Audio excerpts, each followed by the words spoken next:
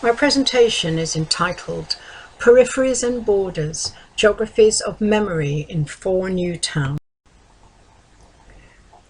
I'm going to talk about the background to my PhD research, which deals in local specificities and individual experiences in peripheral communities using creative practice with fragmented local archive film.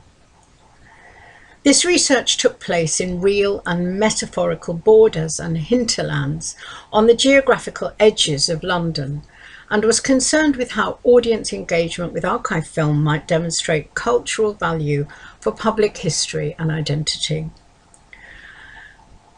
The research was informed by Samuel and his view that history wells up from the lower depths, by Lurie, who suggests that amateur film has narrative and symbolic potency, a historic potency.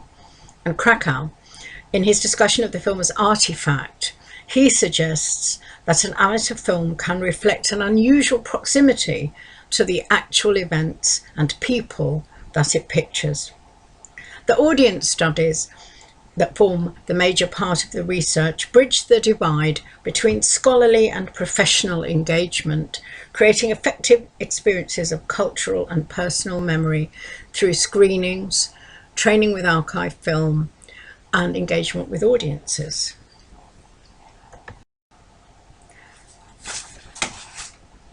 Archive film and historiographic significance.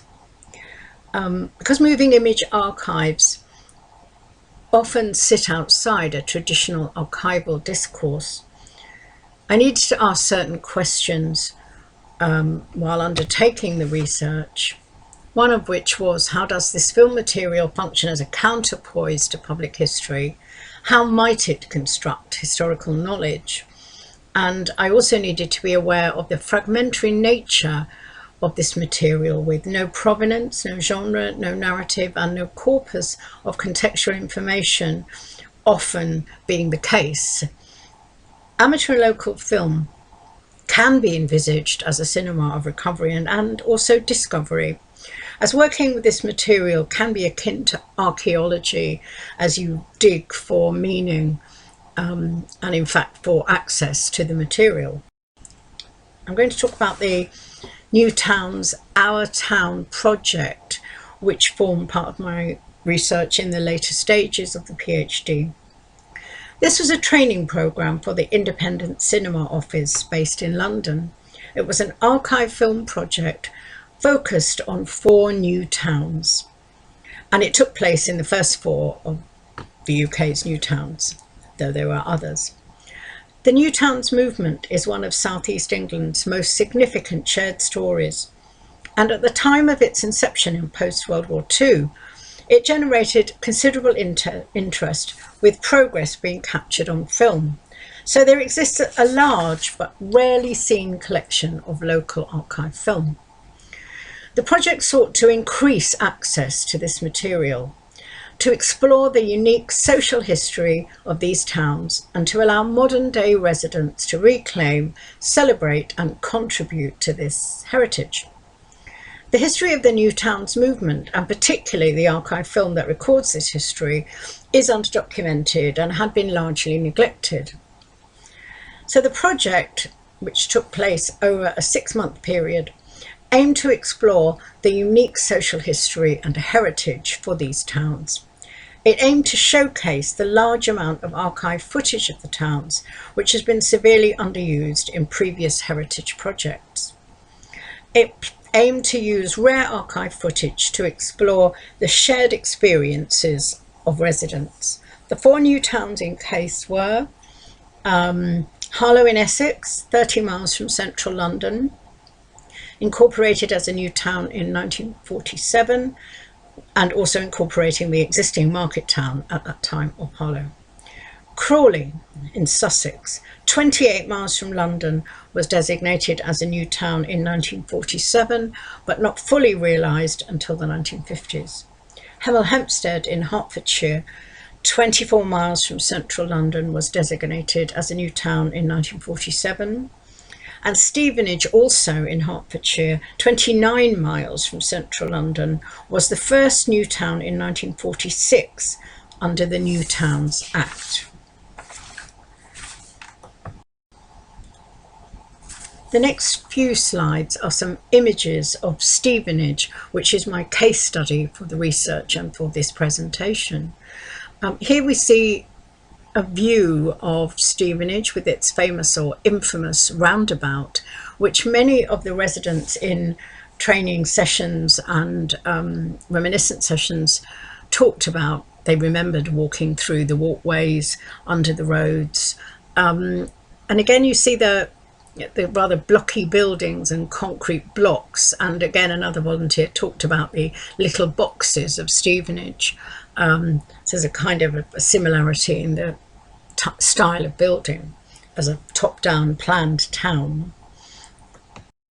This is Stevenage town centre with its rather odd statue, which is still there in 2021, and a clock tower, which is still there, and the shops, trees planted in concrete, and quite a lot of the films that we use centred on this particular part of Stevenage, showing the shops and facilities that residents had. This is an aerial view of Stevenage, which again highlights the famous roundabout and the concrete block effect of the top-down planning at the town all being built at the same time. Just to say that most of the films we used in the project were held by regional film archives, some by the BFI, and they were not always accessible.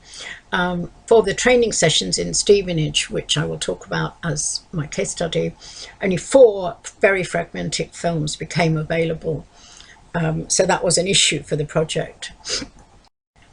So I'm now going to talk about Stevenage as a case study. Through screenings and training sessions with volunteers in all of the 4 new towns, I was looking at creative ways of using local archive film with community audiences. And this included, for all of the towns, exploring issues of accessibility, identity, and audience perceptions and expectations, and also that how to use their local knowledge to develop microhistories.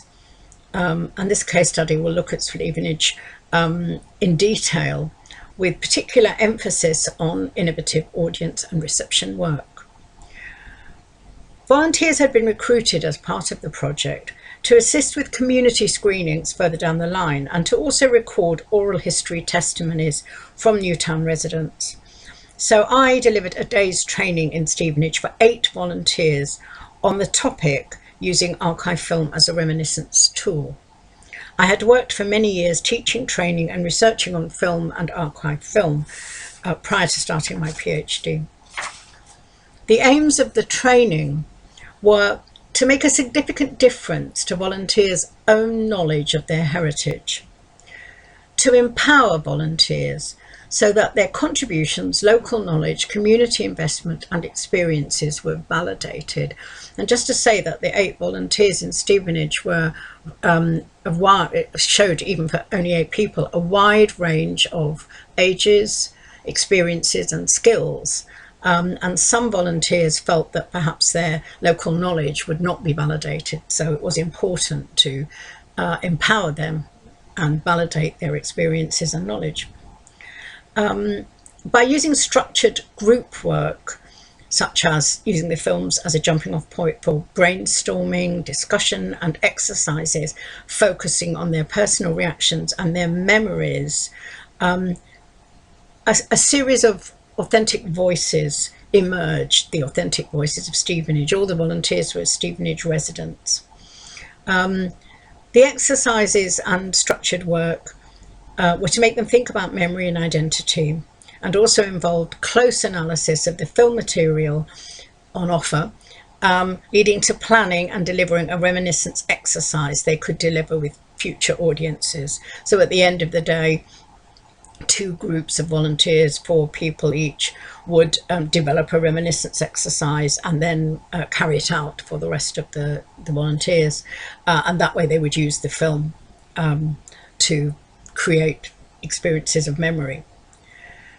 As I said, this work, even over the short period of one day, really led to an emergence of authentic voices of Stevenage through images of everyday life and their relationship with the reality that they saw on film as juxtaposed with their own lives, a plethora of small details and reactions and their responses, very much the voices of the everyday. And Zimmerman has said that archive film permits us to see the unseen, to deconstruct and then construct the human through the ephemeral and the micro-historical. Some quotes from Stevenage and their volunteers there. At the end of the day, film is the picture you frame in your mind. A common narrative leads to common memories. We have continuity from then to now. The planners were all men. This was in a discussion of town planning and gender, because some of the women volunteers were saying that the town was in some ways difficult to negotiate because it had been created by men. Quite interesting discussion. The notion of retention, how to get young people to stay in the town as they had left for employment or other reasons. And the notion of leaving and coming back. Some of the older volunteers had been born in Stevenage and brought up, had left and then come back. And there was a sense of pride of living there, that they understood the issues within the town and the problems, but they were still proud to be part of Stevenage. These are the references I used within the presentation. Krakauer, Lurie and Raphael Samuel. Particularly Samuel's work was very instrumental and helpful in planning and carrying out the research. Thank you very much. 12 minutes. Okay.